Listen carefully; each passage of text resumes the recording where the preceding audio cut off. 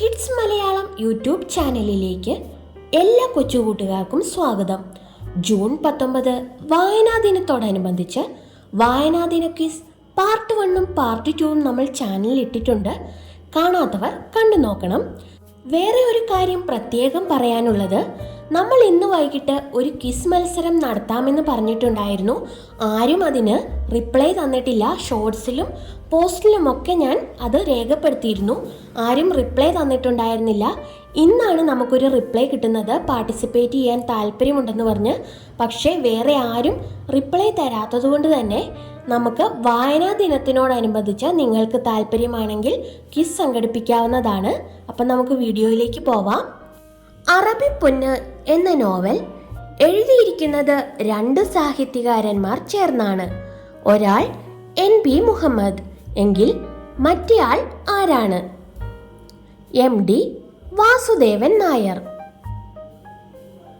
മലയാള സാഹിത്യത്തിലെ അമ്മ എന്നറിയപ്പെടുന്ന എഴുത്തുകാരി ആരാണ്? ബാലാമണി അമ്മ. മലയാളത്തിലെ ആദ്യ നോവൽ ഏതാണ്? കുന്തലത. എൻ്റെ വഴിയമ്പലങ്ങൾ ആരുടെ ആത്മകഥയാണ്? SK പൊറ്റക്കാട്. ആദ്യ ജ്ഞാനപീഠം അവാർഡ് നേടിയ സാഹിത്യകാരൻ ആരാണ്? G ശങ്കരക്കുറിപ്പ്. സ്നേഹഗായകൻ എന്നറിയപ്പെടുന്ന സാഹിത്യകാരൻ ആരാണ്? കുമാരനാശാൻ. ഖസാക്കിന്റെ ഇതിഹാസം ആരുടെ കൃതിയാണ്? OV വിജയന്റെ. മലയാളത്തിലെ ഏറ്റവും വലിയ നോവൽ ഏതാണ്? അവകാശികൾ. കൃഷ്ണഗാഥയുടെ കർത്താവ് ആരാണ്? ചെറുശ്ശേരി. മലയാളത്തിലെ ആദ്യത്തെ നോവലായ കുന്തലതയുടെ കർത്താവ് ആരാണ്? അപ്പു നെടുങ്ങാടി. കേരള വാൽമീകി എന്നറിയപ്പെടുന്നത് ആരാണ്? വള്ളത്തോൾ. നളചരിതം ആട്ടക്കഥയുടെ രചയിതാവ് ആരാണ്? ഉണ്ണായി വാര്യർ.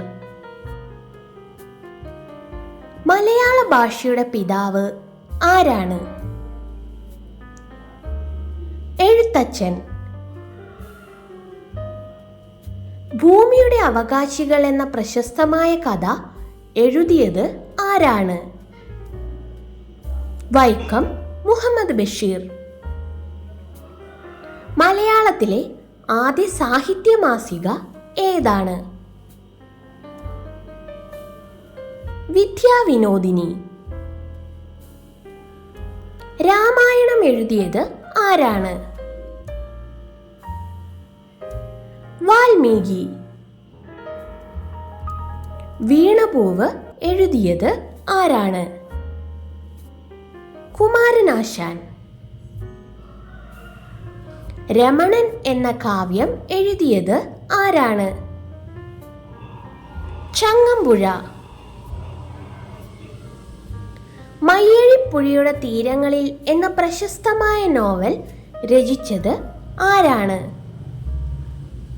M മുകുന്ദൻ. ആസാം പണിക്കാർ എന്ന കവിതയുടെ രചയിതാവ് ആരാണ്?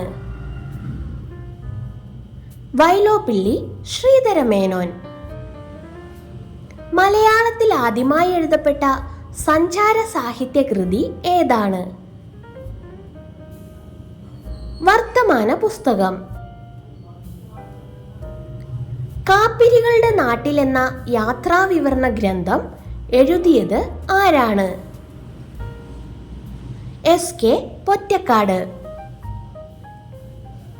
1.25 കോടി മലയാളികൾ ആരുടെ രചനയാണ്? EMS നമ്പൂതിരിപ്പാട്. ജ്ഞാനപ്പാനയുടെ കർത്താവ് ആരാണ്? പൂന്താനം. സ്വന്തം പിതാവിന്റെ മരണം പശ്ചാത്തലമാക്കി വയലാർ രചിച്ച ഭാവകാവ്യം ഏതാണ്? ആത്മാവിൽ ഒരു ചിത. പ്രാചീന മലയാളം എന്ന കൃതിയുടെ രചയിതാവ് ആരാണ്? ചട്ടമ്പി സ്വാമികൾ. ഇബ്നു ബത്തൂത്ത കഥാപാത്രമായുള്ള ആനന്ദിന്റെ നോവൽ ഏതാണ്? ഗോവർദ്ധന്റെ യാത്രകൾ. ആത്മകഥ നോവലായി രചിച്ച നോവലിസ്റ്റ് ആരാണ്?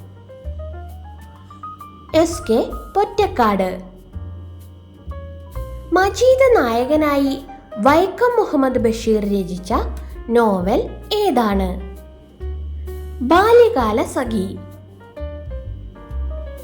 വൈക്കം മുഹമ്മദ് ബഷീർ എഴുതിയ നാടകം ഏതാണ്? കഥാബീജം.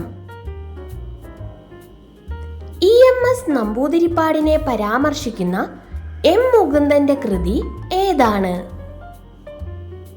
കേശവന്റെ വിലാപങ്ങൾ. കണ്ണൻ എന്ന കാളയെ കേന്ദ്ര കഥാപാത്രമാക്കി പൊൻകുന്നം വർക്കി രചിച്ച പ്രസിദ്ധമായ ചെറുകഥ ഏതാണ്? ശബ്ദിക്കുന്ന കലപ്പ. പാണ്ഡവപുരം എന്ന നോവലിന്റെ രചയിതാവ് ആരാണ്? സേതു. ആയുസ്സിന്റെ പുസ്തകം എന്ന നോവലിന്റെ രചയിതാവ് ആരാണ്? CV ബാലകൃഷ്ണൻ. ഇന്ത്യ വിഭജനത്തെ പശ്ചാത്തലമാക്കി P കേശവദേവ് രചിച്ച നോവൽ ഏതാണ്? ഭ്രാന്താലയം. അപ്പുക്കിളി ഏത് നോവലിലെ കഥാപാത്രമാണ്? ഖസാക്കിന്റെ ഇതിഹാസം. മലയാളത്തിലെ ആദ്യത്തെ രാഷ്ട്രീയ നാടകം ഏതാണ്? പാട്ടബാക്കി. പാട്ടബാക്കി എന്ന നാടകത്തിന്റെ രചയിതാവ് ആരാണ്? K ദാമോദരൻ.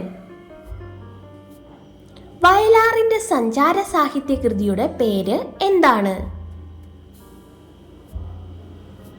പുരുഷാന്തരങ്ങളിലൂടെ.